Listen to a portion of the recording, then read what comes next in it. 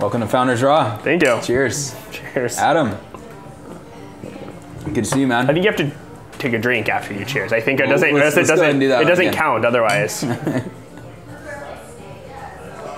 to see you. Yeah, good to see you. It's been a while. It's a couple weeks at least. So what I'd like to do is just chat about your experience, and let's go back to the beginning. And I'm curious, so when you first learned that you were an entrepreneur, or really just how did you get into this path that we're now here? Yeah, how much time do you have? It's it's a long story. I'm usually a fast storyteller, but this story actually starts when I was Let's hear it. 11. So my first business, and I guess I started becoming an entrepreneur when I was about 11. I don't think I knew what the word entrepreneur meant, and I don't think I thought of myself as an entrepreneur creating businesses. But what really happened was Nintendo 64 was a really popular gaming system. All my friends played it. I played it a lot, and I was really good. And so what I started figuring out was that I could help my friends be better, beat levels that they couldn't beat. And so I started writing guides, these text guides of how you get all the stars in Mario 64. Seriously? And I would take them to school and I would sell them for $3. Just in little books?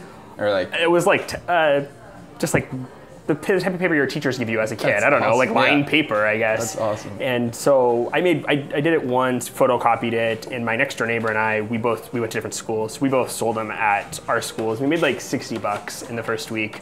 We thought it was kind of cool. $60, even for an 11-year-old, wasn't a ton of money. We couldn't do much with it. So we thought, well, how could we get this to more kids in more schools? I mean, that's how our brains work. Worked at our school. How do we scale this? Yeah, I guess, how do we scale this? And so we thought we'd build a website. We had American Online, and there were websites that existed. It wasn't really a huge part of our life, but we said, okay, we'll build a website and make it accessible to other kids at other schools.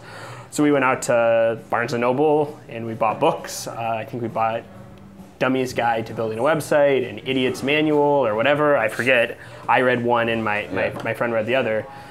And we built our first website, and we sort of uploaded all the stuff we had written by hand to the website. Then we started emailing game companies and asking them if they'd send us their games for free, and we'd write reviews about them and write content and stuff about them. And game companies would do that. We were totally boggled. Our minds were blown that we were getting free stuff in the mail. We didn't have to pay for games. And then we'd create the guides and things like that. So ultimately, we were pretty successful with that. We ended up with, I guess, thousands of uniques a month, but back then it was something like 5 cents a view or something crazy like that. So I don't know, we were making hundreds of dollars, and we caught the attention of IGN, who was the sort of the #1 publisher, content provider for the video game industry, big media conglomerate owned by News Corp. And they bought our little startup. I guess, we didn't think it was a startup. I'm for sure I didn't know the word startup meant. But we sort of did that, and we ended up working for IGN for maybe a year or so. At this time, you're how old? 11. We were still 11. I mean, this all happened in a couple months. God. But we became columnists, I guess, for IGN, and so we would write reviews for games. Still, people were sending us free games. So that was still cool. We wrote for magazines and for their website. Yeah. That got a little boring after a while, for whatever reason. You're 11, you have a short attention span, so we sort of stopped doing that. And I started getting into different kinds of games, not just console games, but PC games. It was the early days of MMORPGs, role-playing games. Yeah. And I started figuring out that people wanted goods in the game. They wanted their characters to be better, and they wanted items that they didn't have. And I figured that I could sell that to them. So I started in what I now call virtual goods or digital goods business. I didn't call it that then. I called it selling swords to dummies. And basically, I built some more websites around a couple different games, basically arbitraging items from high-level characters to lower-level characters. We were using Western Union to get money orders, so I think I was getting something between around $10,000 a month, in virtual goods, and we were getting them Western Union. I remember discovering PayPal a couple months into that business, and we were starting to use PayPal, but no one really used it. So we were Western Unioning money. I kind of did that through most of junior high and early high school. I graduated high school when I was 16, so I started college pretty young. And I kind of evolved that business, which was the virtual goods business, into a larger platform for providing products and services to gamers of different consoles and platforms. Ultimately, that company was called Gaming Synergies, and we operated about 25 different web media properties and did a couple million in revenue a year. Ran that business put me through college and through grad school. And toward the end of grad school, I had found that I had this problem where we couldn't get our audience to engage with us on social media. So, imagine having 10,000 paying customers a week and having 100 likes on your Facebook page. This was sort of where I was sitting, and it drove me nuts. I had lots of friends that ran businesses, and they would, you'd talk about how many Facebook likes you have, and I guess I was self-conscious about it. 100. Yeah, I have 100, but my business was thriving. We had lots of customers, we made tons of money, but we couldn't get the Facebook likes or the Twitter follows. And so I kind of was pissed off and decided that I would email a bunch of our top customers and ask them why they hadn't given us the little thumbs up. And I would get a response. They'd all respond, and they all said a variance of the same answer, which was, I don't want fill in the blank to sort of know what I'm doing over here. And that basically what they were saying is, I don't want my mom, my sister, my girlfriend, my boss, my kids, my coworkers to know that I'm either playing games this much, spending money in games. I'm a huge gamer. So it was just too public. Like they just didn't. Yeah. I think what we sort of understand today, which I was figuring out then, was that for a lot of gamers, they view their gamer life as something just separate and distinct from their personal life, and they don't want sort of those two worlds to cross. Yeah. So that was where the idea for Duxter came about, was my realization that gamers needed a social media platform to engage in all the social activities that we want to do, but don't feel comfortable doing on Facebook as gamers. And so that was my really long story for where the idea of our business came from. Wow, that's amazing. So it was more or less just break it down, almost like just through, first of all, you're interested in it, but secondly, you're just seeing the problems that people are having, and you're just simply finding a solution. Yeah, it's that simple. I mean, I think the best example I have was in college. I was big into Halo, which is a popular first-person shooter, and the game progression went levels 1 through 50. Everyone wanted to be level 50, but it's a relative ranking system. So only 5% of people can ever be level 50, basically. And so what happens is you have 95% of the people who want to be the 5% but can't get there. And so I said, well, I bet people would pay for this. And I was good enough to be one of the 5%. So I would offer people, hey, I'll get you to level 50 and pay me $100. And I did that maybe 3 times, and then I had about 50 emails of people who wanted me to do it for them, and I hired a staff, and we ended up with 30 account levelers, and that business probably did $75,000 a month just doing that. And it was exactly what you said. It's you find a problem and you have a solution for it, and then scale it as quick as you can.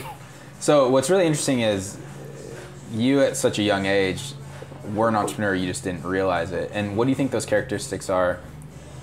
Take away the word entrepreneur. Yeah.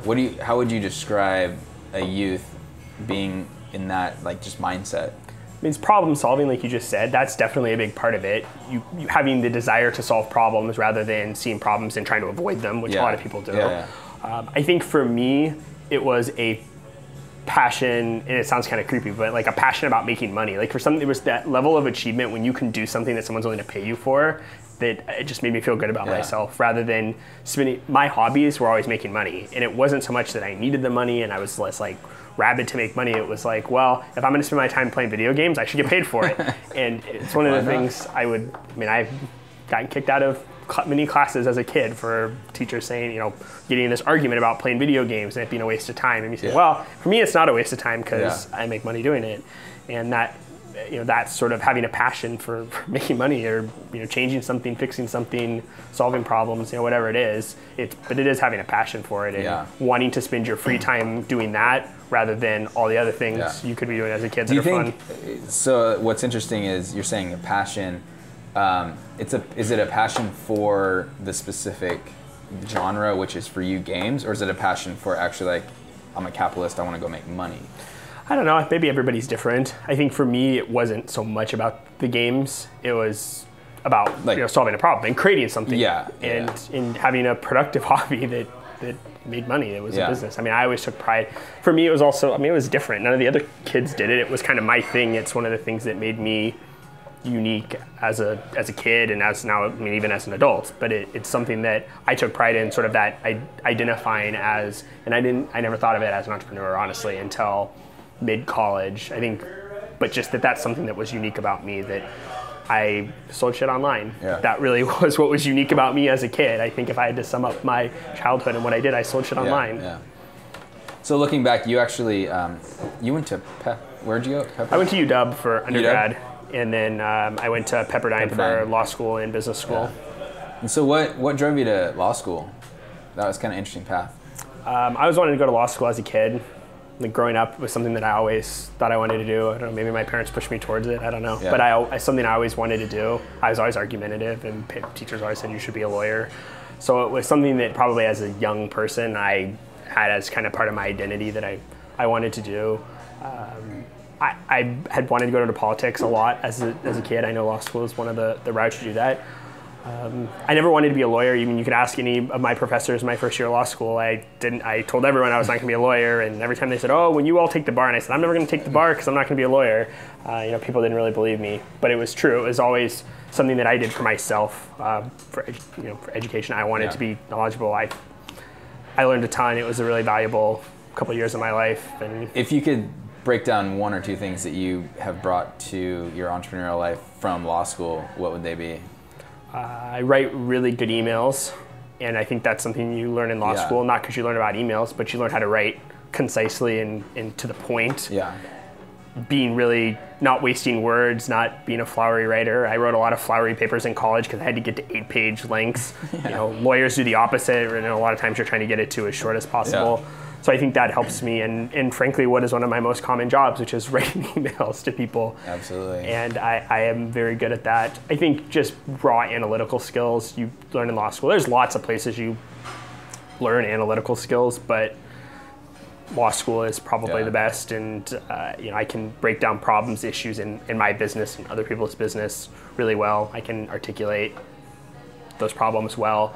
And that's basically what you learn how to do in law school. You see a case or a set of facts, and you have to articulate the issues, and then the law, and then how sort of the issues apply to the law applies to the facts of the problem, and ultimately come to a conclusion. I think most of what I do in business is the same. You're solving problems. You have a set of facts about your company. You have some problem you're dealing with, and you have to figure out like what other people have done or what sort of tactics you could take to solve that problem based on your set of facts. And it's interesting because it's like, there's such gray areas in business and in startups that you have to be able to take all the facts in that you have, analyze, strategically think like, okay, if we go this direction, this happens, go this direction.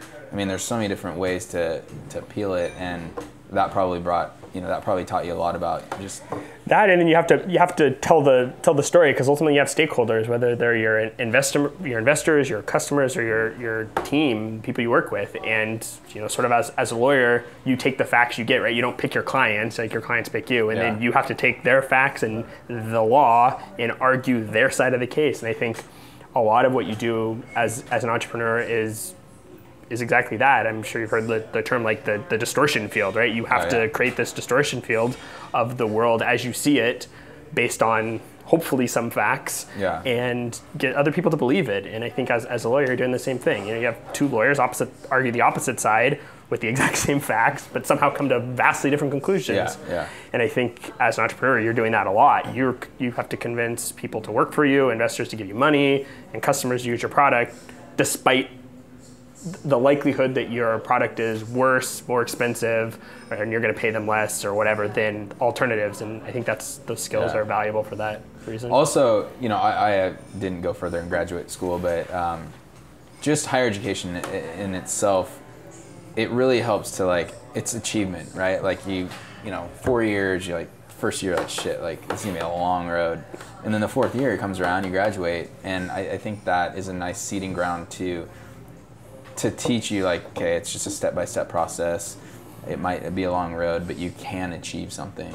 I would assume law school is the same way, where it's a pretty big undertaking. Yeah, it's that way. A lot of people drop out and don't finish. It's hard. I mean, and you're right. There's something to, at the end of the day, finishing something, and the startup is no different. It's going to be hard. It's going to be hard at the beginning. It's going to be hard in the middle. and hard at the end, and maybe all for different reasons. And yeah, I think you're right. There's something to that, sticking things through, and it definitely says something, that you can put your name on it at the end of the day that you did it. So, kind of going back, I mean, you breezed through, and it's a great story, and it sounds like it all worked out for you. Has there been times where like you kind of hit a dead end, or some failures, or just like, shit, this ain't working, we have to pivot? I mean, my last business, I mean, I left the business that made a lot of money, relatively a lot of money. I feel like certainly makes a lot more money than my company does now, but I left it because it wasn't big enough, and it wasn't going to be big enough. It was, how I describe it now, it was a linear scaling business. The more time I put in, and the more money we put in, the more it would grow, but it always grew at a linear angle. We're now in an exponential growth business, potentially. Certainly we have to hit the curve and actually have to get there, but the potential to have an exponentially growing business is something that was attractive to me, and something we didn't have at the previous company. And so the previous company, was it just the mechanics of the business made it linear? Yeah, it wasn't. Basic? Yeah, it was. To be a little bit specific without getting too into the details, it was really based on individual games that had, games are kind of like movies, they get really popular and then they fizzle out. Yeah. So you have this growth curve, and you have to basically capitalize at the peak of the growth curve, or else you lose money. And you have to guess right on which game is going to grow, which one's going to hit the right curve, and make sure you have the right products and services to meet that market. So that obviously sucks for a lot of reasons, but the other thing that sucks is those games don't come out every 2 minutes, right? You sort of have to, the big ones are only every so often, and maybe you don't have the right product or service for that business, or it takes you too long to figure out, and you miss it. And so it was something that would have been sustainable at the level that it was, but probably never much more than that. And I tried scaling it, and it scaled as much as it could. Yeah. So I think that was one where I had to walk away because it wasn't going to be a long-term successful business. Did you sense that as failure, or did you say like, hey, it's as the world turns, I need to go do my next thing? Yeah, I don't really look. I have an advisor that tells me not to look at things as failures, and it's part of this whole Silicon Valley mantra these days. But I really don't look at things as failures. He says look everything as a learning. You learn something. You know something now about that business and about that market that most other people don't know, because most other people didn't do that. Absolutely. And so I look at most things in life that way, and I think it's a good example. Like, to me, that was a learning, and I know a lot about that market that no one else knows, or most people don't know, or most businesses don't know, that certainly helps me in my business today. But those are learnings, I think, not failures. And so I guess it's just a way to look at it. No, it's absolutely true. And the people that I study that have, you look at their career and they're very successful, I mean, maybe it wasn't the first attempt. You look at like Jack Dorsey and the history of Twitter was not his first big thing, and Evan Williams and those guys. And so I really think it's having the attitude of, okay, we didn't hit it huge and we didn't hit it big, but we learn these lessons, we're going to apply them to the next project, and it's a process. I don't think there's too many people that get everything right their first time. I mean, even Mark Zuckerberg, right? He had a company that he sold in high school, right? It's not the first company he built. It's not the first technology he built, and he learned a lot, I'm sure, through Facebook too. But there are skills that you learn through life that you can get them at different ages, you can get them at different times in different businesses. Some people get them working for big companies. Some people get them working for startups. I mean, I don't think there's sort of a singular path. I think the people that are successful are the ones that learn through their path, whatever their path was. Did you raise money in that previous? We had people that tried to give us money, and I didn't want to take any money, partly because it wasn't a exponentially growth business. They'd had a hard time getting their money out. Yeah. Looking back at it now, I would have ended up staying at that company for a lot longer. Probably not very happy, because I had other people's money that I was trying to get back or whatever. So we didn't take any money. Frankly didn't need it. The profit was enough to reinvest to grow whenever we needed it. But mostly for me, it was always kind of a side project. It was probably 6 years in the making before anyone offered to invest, and at that point I just didn't want to deal with it. And so that was fully bootstrapped, you'd say? Yeah, I don't really. It's funny. I mean, I never used that term. I never thought about that. I mean, I built the first. I think I invested. If you look at investing, probably put $50 into the original product. $50. Yeah, you had to buy a domain, and I probably bought some assets or something online. But ultimately, I designed the website, I built the website, I marketed the website, I did it all. Yeah. one person And for $50. So you had maybe. customer from day one. I had customers without, it's funny when you do a lot of things before you know. Like what you're doing. Yeah, right. So like people write all sorts of crazy blog posts now, and I've probably seen 5 in my Twitter feed in the last week about how to get customers before you have a product or something. And that is what I did. I didn't think like, oh, I know, I'm gonna go get customers before I have a product. But I just put it out there that, hey, this was something that, people that complained about it, that I was like, hey, I'll do this for you and I'll charge you some money. So we had some customers from doing that. Then I decided to build a website. That's like customer discovery and validation, basically, right? I heard people bitching and moaning about something, and so then I offered to solve the problem for them by charging them money, and that was, I guess, customer validation. And then I went and built a website. It was terrible, but it worked, and people came and spent money. So then it actually did work. Yeah, it's funny. I think it's the same thing when you take a psych class in college. Like you learn all these fancy terms for stuff that you've always kind of known, but you just didn't know that they had fancy terms associated with them. So like this, the whole lean movement and all that kind of stuff, like to you, is that just like, it's kind of common sense in a way, the way that you built your... Yeah, a lot of pieces, I think for some folks, having a framework around it helps. I didn't have a framework around it, and I did a good chunk of probably what they kind of advocate. Without the words, I never used the word pivot. Like the first product that I built sold we sort of did one service, and ultimately we made a lot more money in another service that we did. I didn't say I pivoted to this new service. Back then I was like, hey, more people were asking me for this other thing than what I was doing, so I just did that thing. Yeah. So I think a lot of it's common sense. I think usually stuff that has the word movement after it scares me generally. Yeah, fully agree. But I think the core principles of lean that I believe in are things that have been people have known for a really long time, and I think frameworks are great for some people to help them. Yeah. And so now coming to Duxter, you guys have been around for how long? We launched in November of last year. Yeah. So I don't know what month we're in. Is it August, like tomorrow or something? August, So it's getting close to a year for us now. That's awesome. And you described it a little bit, but what was the main difference? You're starting the new company. What was your main perspective that was different? Obviously, you're going to raise money. It was going to be venture backed. So, what took you from the previous company and that idea to then say like, okay, here's what we're going to do. Here's why we're going to do it, and we want to go a lot bigger this next time. I'm not sure it was that thought out. I could probably say that now, and no one would know the difference. But it really wasn't that thought out. It more had to do with the problem we were solving was much larger. Like before my previous business solved these kind of really small problems for really niche groups of people, maybe hundreds of thousands of people max, probably tens of thousands. And we were able to monetize tens of thousands to a pretty high tune, so it made it a decent business. But this was a much larger problem. It solves a problem for over 100 million people, and that's something that I can't bootstrap a product to solve a problem for 100 million people. So I think it came more with the realization that we were after a much bigger problem. It was a much bigger vision, and the only way to achieve that was cash injection, so we could have a bigger team and a more talented team than what I have previously done. And how did you approach raising money or funding the company? Was it when you had an idea with a PowerPoint, or was it more like, here's our prototype, we built the MVP, then you approach, like how did you go about? Yeah, so we had, I had some people that I had known from my previous business who were sort of interested in the previous company, and I told them what I was doing. They were familiar with the idea, and they were the first ones to put money in. I'm trying to think, the first dollar came in after we had a product, so I definitely, even in my previous business, I started like speccing this thing out even while I was full-time there. And then ultimately I left that, hired some folks, and we built out the MVP, we called it Alpha, but it was the Alpha product.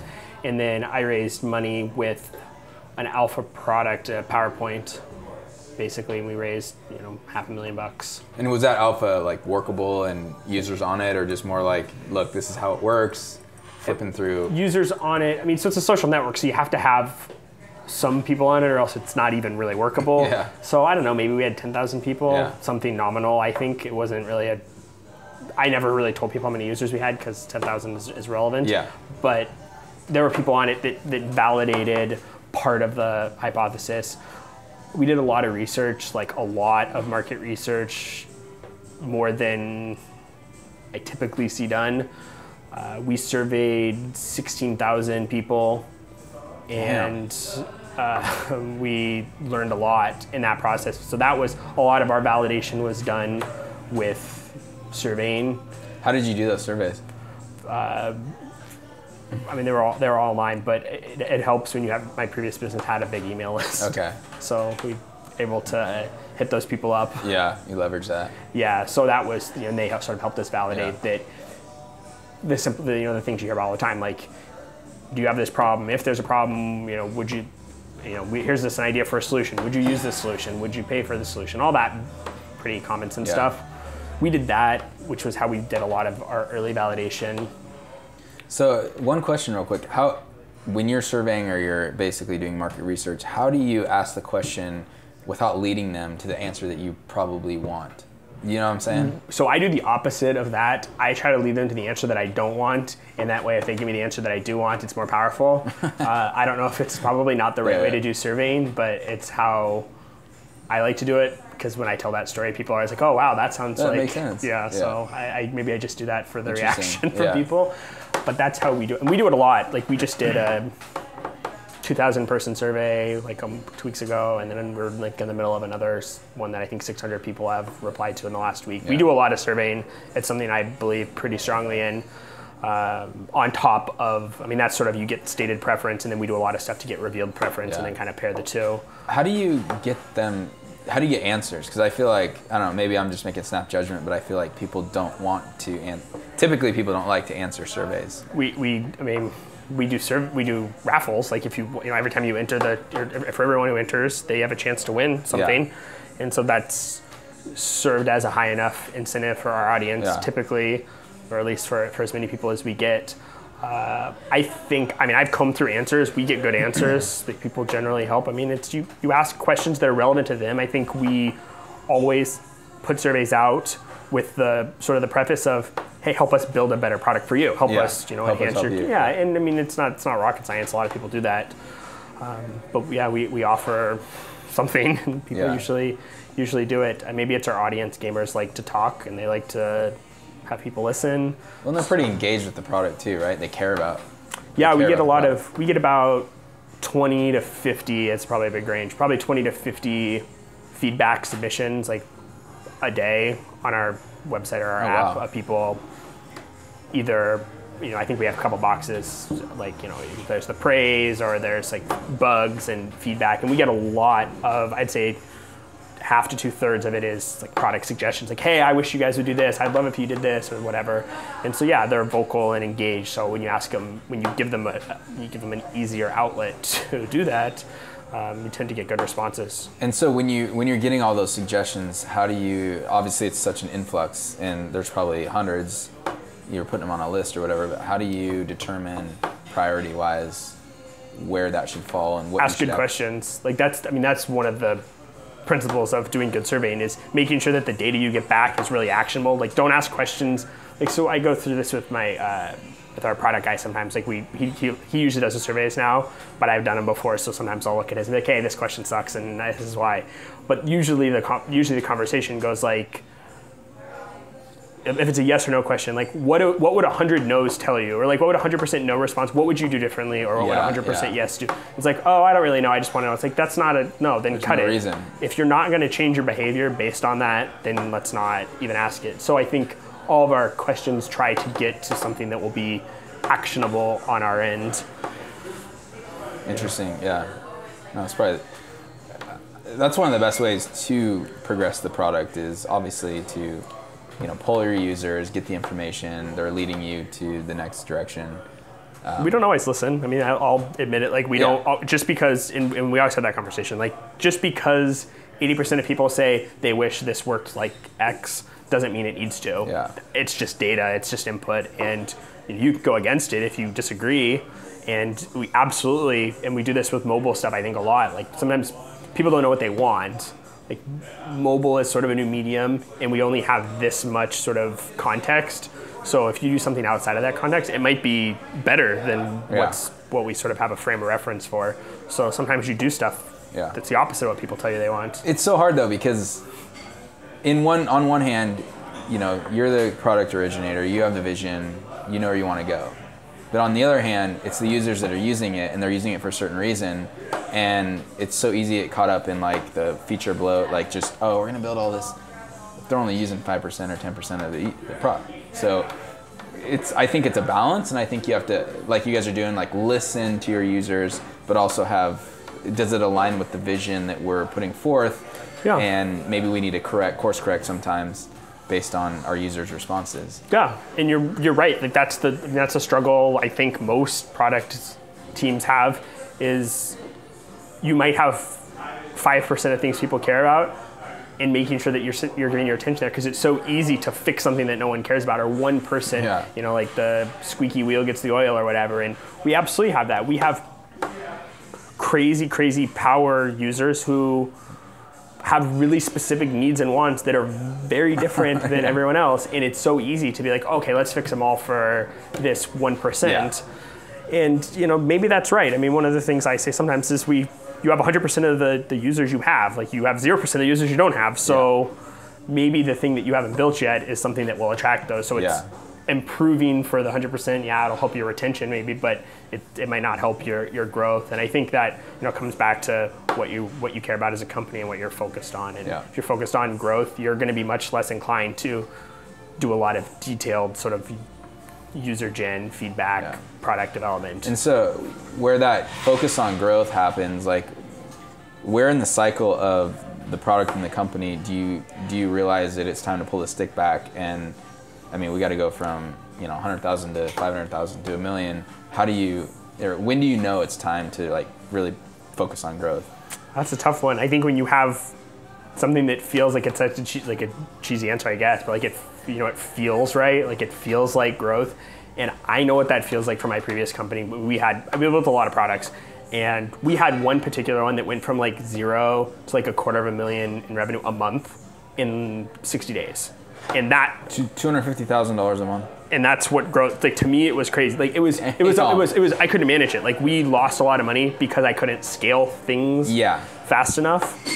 That's what crazy growth feels like. Yeah. And that's what, like, you know, do whatever you can to just like let the floodgates open. Yeah.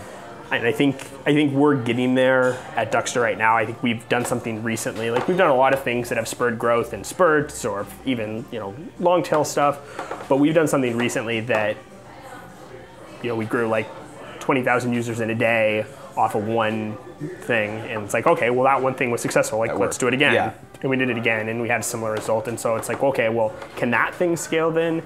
And so I don't know that there's a perfect answer. I know that I've done a lot of things that I would not have ever said, like, oh yes, let's scale this. So like when you hit the thing that's like, wow, this is really awesome, let's do this as much as we possibly can, that's the time to do it. And do you think it's just like, I mean, I think of like the Facebook mantra of like, you know, break things, and like, you know, move fast and break things. And is that essentially what you're saying, in the sense of like, you're iterating quickly, seeing what works, stick with what works, but whatever doesn't work, you're just iterating quickly on it? Yeah, I think it's hard because like all the examples people look at are like, they're not even outliers. They're separate entities completely. Like Facebook, their very first iteration of the product, like that they built in like a weekend, had like a 60 viral coefficient or something ridiculous, right? Yeah. So I've never heard of anyone else who's done that. No. So there's no point in trying to use Facebook as an example of what our product might do, right? So you have to look at, well, okay, if you don't have the absolute best product in the world, perfect product in the world on your MVP, which is basically what Facebook did, then what else do you do? It's like, well, then you iterate and you try different things and you try not to, and it's hard. And this is sort of what we did. I left the previous business. Like you find stuff that works, but you have to ask yourself, like, does it work well enough? Yeah.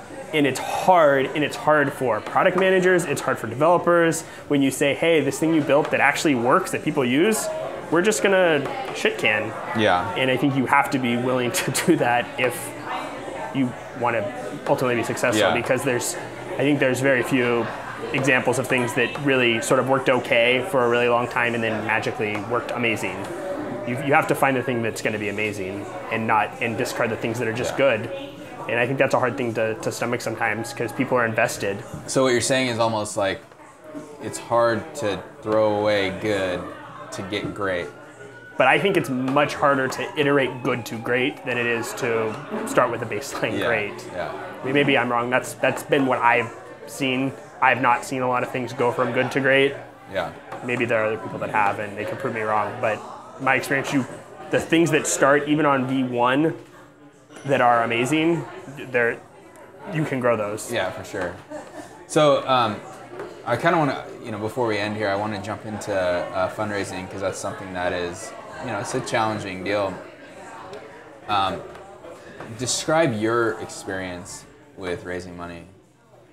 So my first process of raising money was probably too easy and probably set me up for not a great outlook. So we raised $500,000 in 2 weeks, and I probably converted 80% of the people I talked to, and it was easy. Maybe we were ahead of looking at sort of what other companies are at now. We had a pretty good team and an alpha product with 10,000 people using it in a really big market with a good business plan, and I had some track record of success in the market. So maybe that was, and for whatever valuation we're asking for, maybe that was just sort of competitively good in the market. Yeah. So it was easy. Whatever the reason was, it was pretty easy. We've raised more money since, which has been not as easy.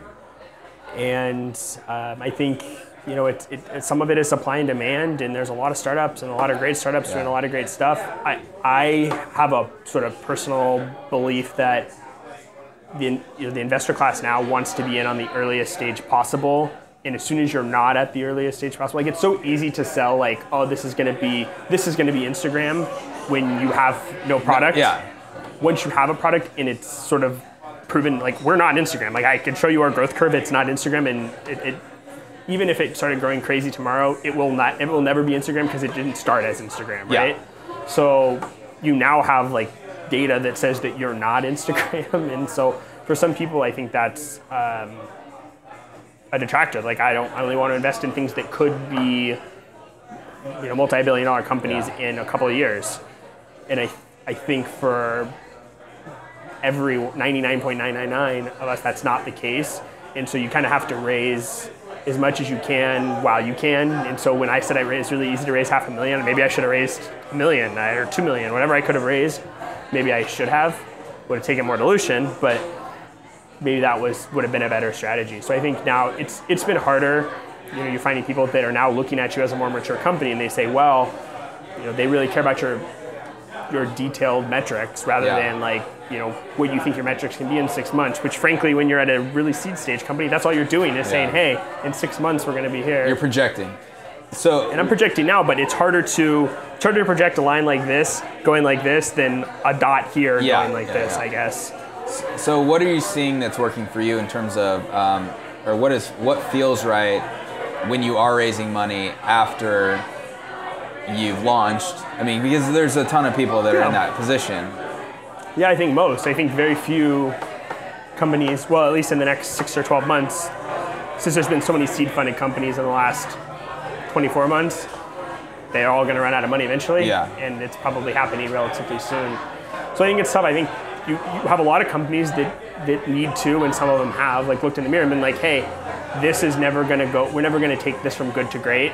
So we either need to start fresh on the same sort of idea but a different product, or start somewhere completely different. And I think that's a hard pill to swallow as an entrepreneur because it sounds like a failure. And for investors, maybe it means they're not getting their money back, or it means that they're going to still be invested in a company that's doing something different. Yeah. And I think there's going to be a lot of heartburn for a lot of people for that. But I think for the entrepreneur, it's the right decision, because otherwise you're just going to spend people's money until you run out of it. And that's not going to be a lot of fun. I mean, for us, what's worked is, we have good traction. We don't have Instagram traction. We have good traction. So when you talk about traction, you talk about the team, the vision. I mean, it's really all the same stuff that it always has been. I think the focus on traction is a little different because it's focused on what has worked and not, people don't want to blow-by-blow report of what you've done for the last 9 months and everything that's failed and what has succeeded or whatever.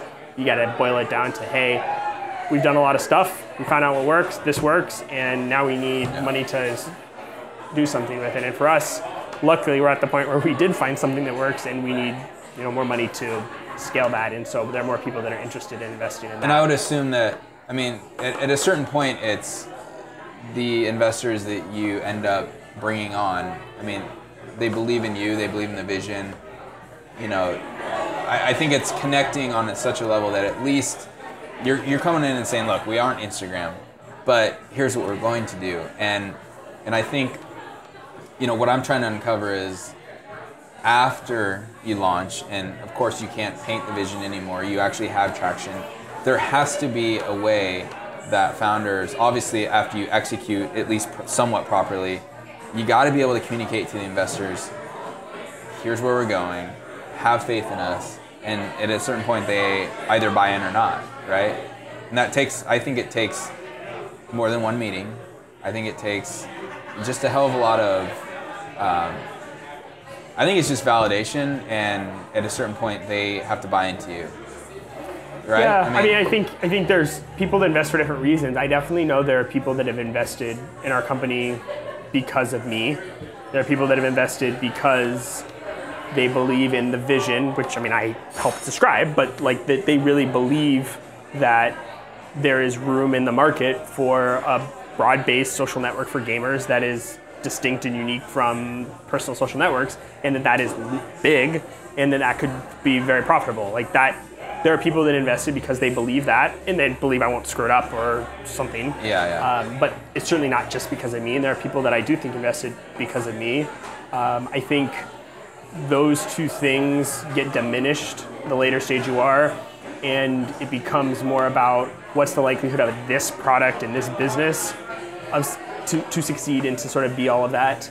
And so I think that maybe just the focus shifts a bit. I agree, it takes more than one meeting, and a lot of it is about doing what you say you're going to do. Like there are people that I talked to 3 months ago that I told what we were doing, and sitting here today, it's not what we've done. We've done something very different. We found something else that worked, and I can describe that to them. But there's some people who are going to be like, hey, you told me 3 months ago that you had this plan and that it was going to do this, and it didn't. And it's like, maybe that will turn them off and they're never going to invest.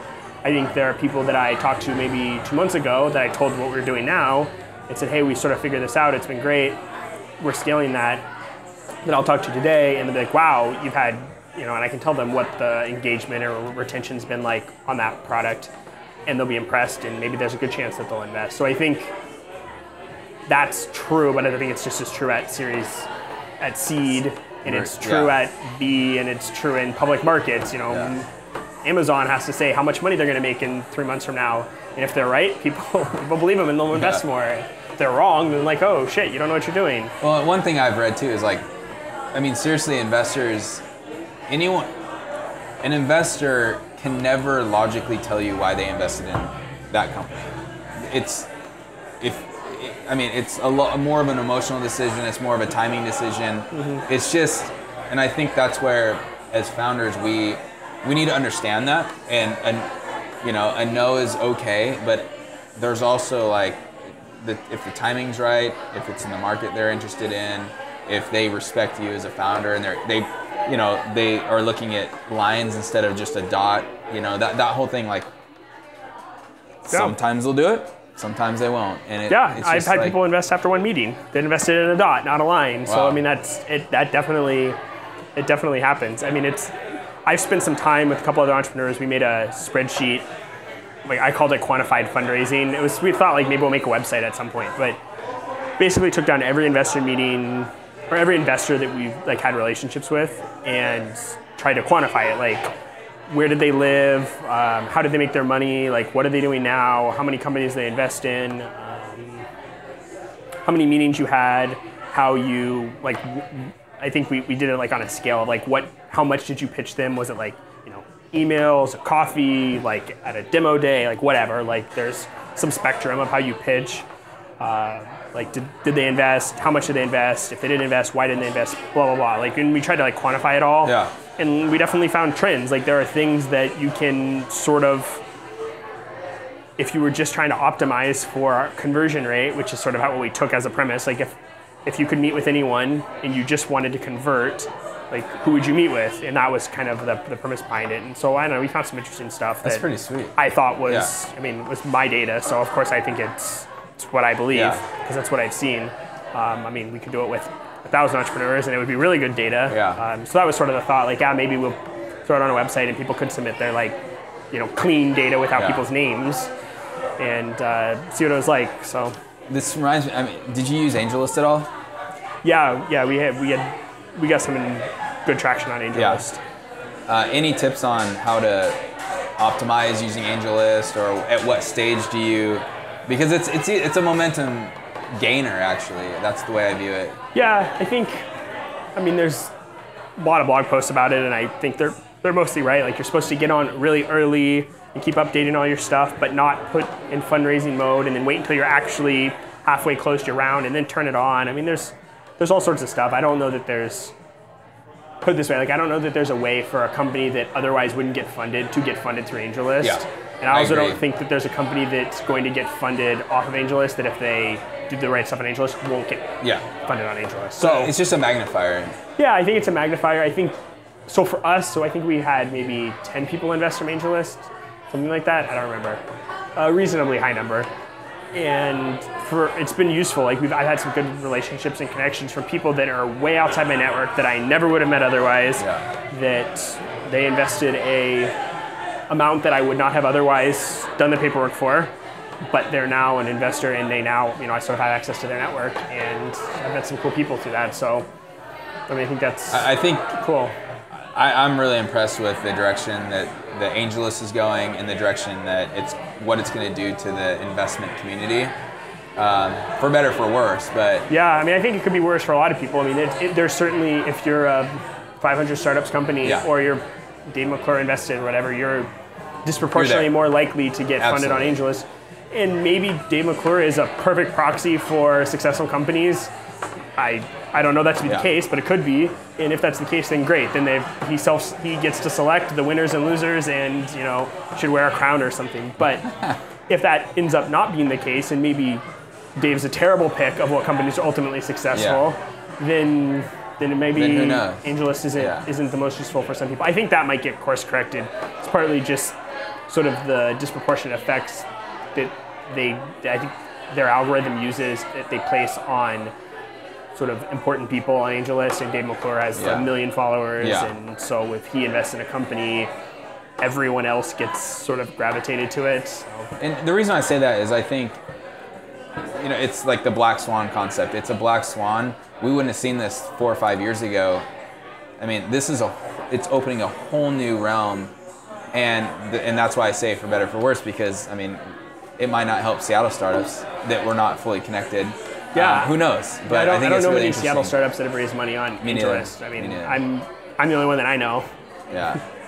But it definitely helps to be in the Dave McClure network. For sure. So get him to follow you or something. That would be my recommendation. Hey, well, let's wrap up here. Cheers. I'll finish. Appreciate it.